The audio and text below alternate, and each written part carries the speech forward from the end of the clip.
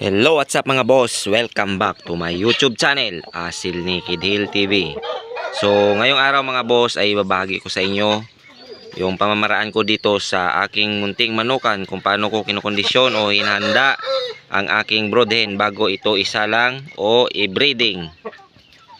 So, kung gusto nyo malaman at makita mga boss, panoorin nyo ang video na to at baka ito ay makatulong sa'yo.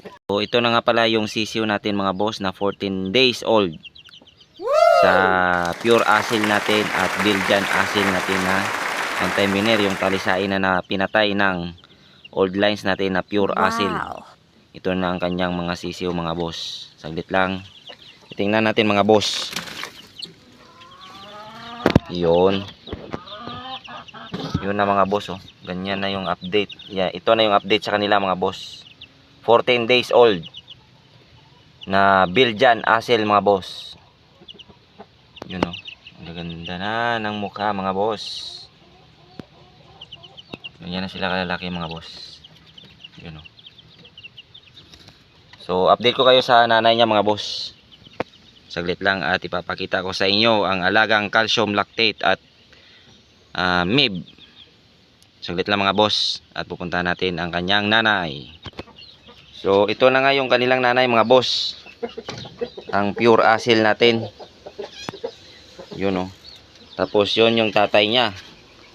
Yung tatay ng sisiw ay namatay niya. Yan yung pumatay pala mga boss. Yung pure asil natin na old line. At yan naman mga boss, anak niya to. So ngayon, pinayagparis natin sila para mag-inbreed tayo ng ganyan kalalaki na pure asil. At sa ngayon mga boss ay mayroon silang 369 na naitlog mga boss. Oh, wow. Baka lumabas. Yun nga, lumabas nga siya mga boss.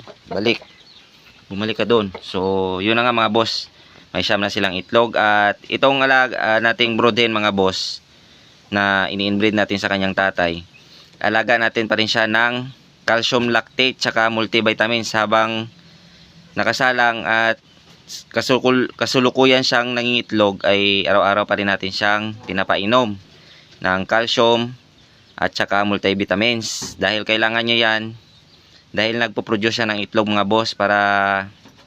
Dahil sa pagpo-produce niya ng itlog kailangan ng calcium, so kailangan suportahan natin siya ng calcium dahil siya ay nakakulong dito at hindi natin siya pinapakawalan, hindi siya nakapag free range, hindi siya makakapagtuka ng mga nutrients na iba't ibang nutrients na nakukuha dito sa paligid natin sa natural na nature. So kailangan natin silang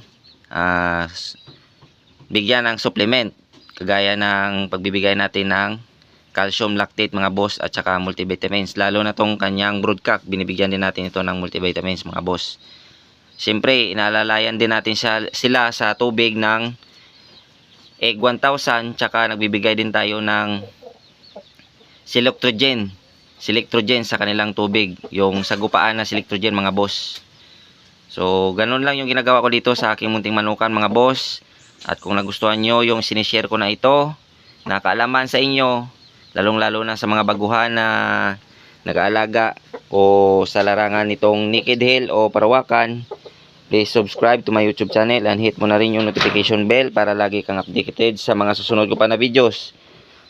At lagi nating tatandaan na ang sabong ay sports lamang, huwag tayong magpakalulong sa sugal at lagi nating unahin ang ating pamilya. Hanggang dito na lang muna mga boss. Maraming salamat and God bless sa ating lahat.